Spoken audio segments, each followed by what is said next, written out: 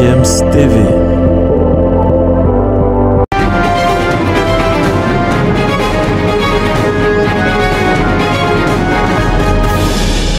Bienvenue sur GFM's TV, vous êtes sur Sport Matin. Sport Matin, donc, de ce jour, on va commencer par les finalistes de la Coupe du Monde des clubs 2023 qui sont donc connus après le verdict des demi-finales qu'on a vécu du côté du Maroc. Ainsi, demain, dès 20h, le Real de Madrid sera donc face aux Saoudiens de Al Hilal pour la grande finale de cette compétition.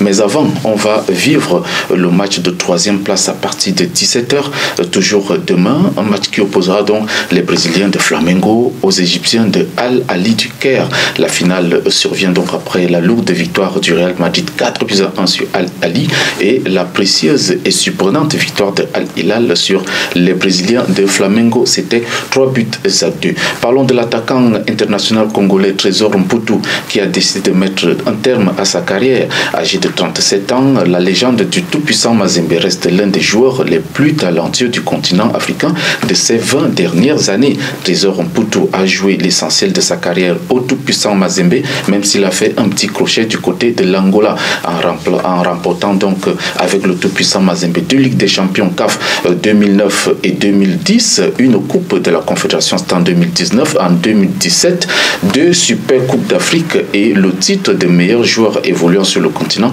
c'était en 2009. Il a 54 sélections avec les Léopards de la République démocratique du Congo pour 14 buts et 4 participations à la Coupe d'Afrique des Nations.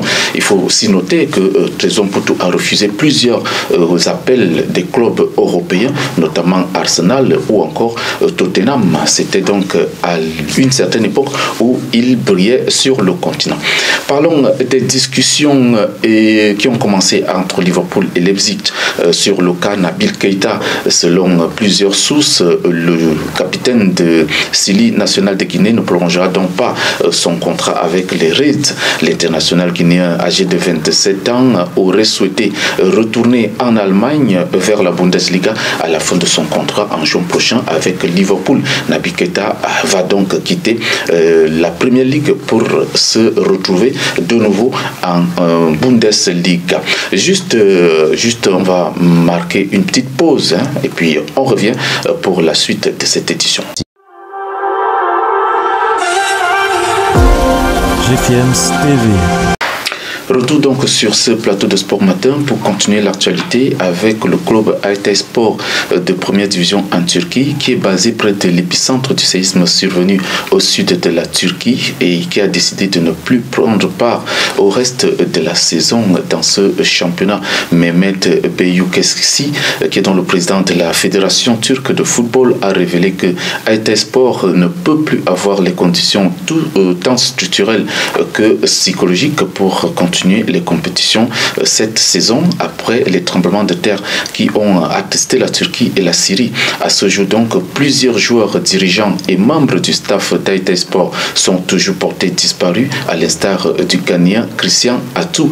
On a déjà enregistré plus de 20 000 morts en Turquie et en Syrie jusqu'ici depuis la nuit de dimanche à lundi où ces tremblements de terre ont donc commencé.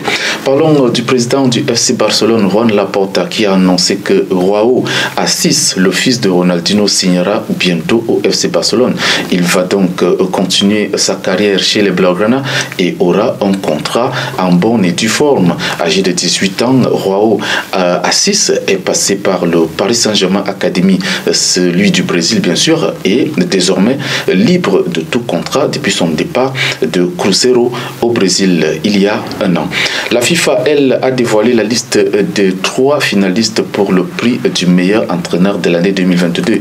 La cérémonie des Best Football Awards qui se tiendra donc le 27 février prochain a donc déjà signalé Lionel Scaloni, l'entraîneur vainqueur de la Coupe du Monde avec l'Argentine. Il y a également Carlo Ancelotti qui est vainqueur de la Ligue des Champions avec le Real de Madrid. Il a également gagné la Super Coupe d'Europe et d'Espagne et en ce moment en finale de la Coupe du Monde des clubs.